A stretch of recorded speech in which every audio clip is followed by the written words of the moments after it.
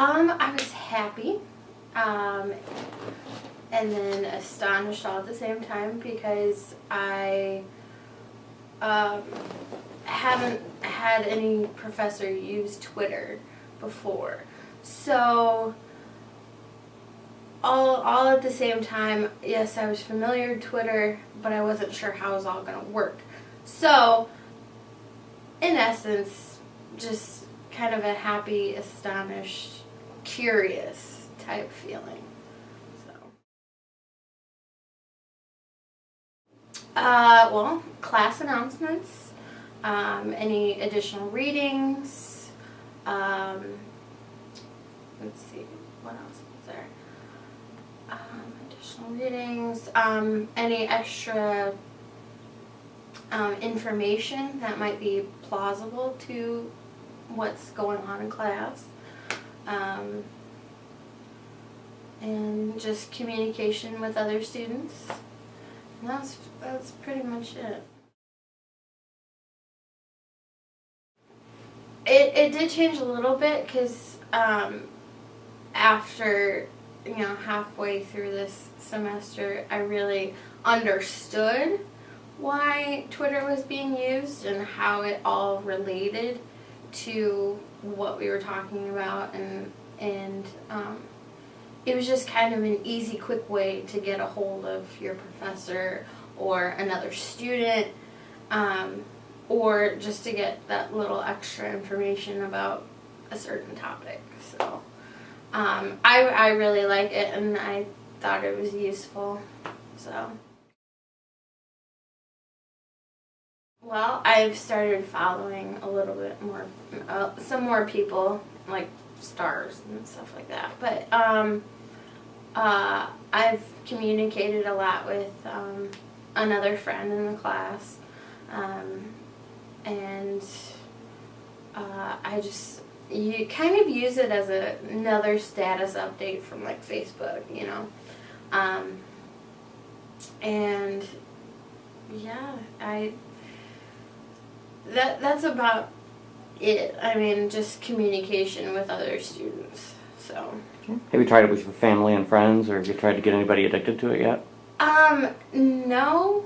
Only like talking to the guy that I'm dating.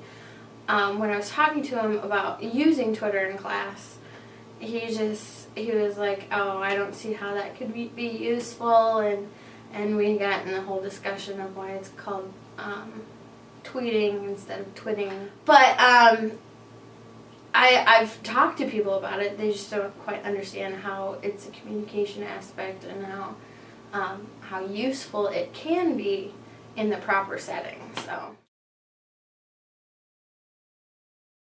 that Twitter is just a glorified status update from Facebook, and that there's really not much else you can do. Yeah, just not something that is, again, useful, not a great communication thing, but yeah, I think differently now than I didn't start using Twitter until probably my junior year of college, so it's still pretty new to me, but more now that I've gotten used to it is when I want to use it. So I just think it's an easy way to get a hold of your students. Just have them log on to check, if there's like an extra credit assignment or an extra reading, or something that's more applicable to whatever is being taught.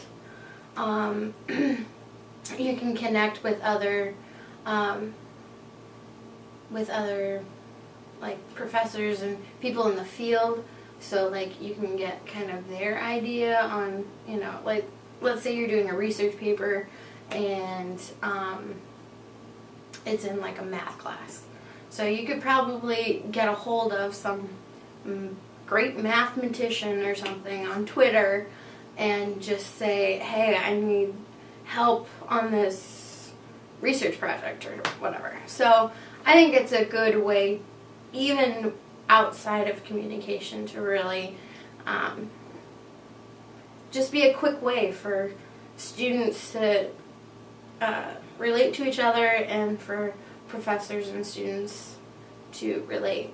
And even, families and a whole gamut of people. Do you think there's any disadvantages?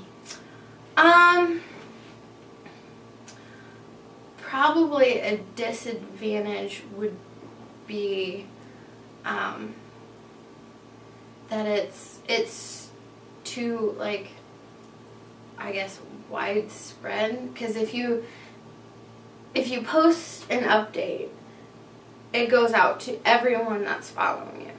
Like, if you just want something, I know you can send direct messages, but maybe there are only certain people that you want to see it, but you haven't set up a group or anything within the Twitter area. So just it goes out to everybody, and some people are going to read it and not quite understand, and so they might respond, they might not. And so I think that it is so widespread and not grouped could be a disadvantage. But then again, I can see where just you can get information from anybody as widespread as it is. So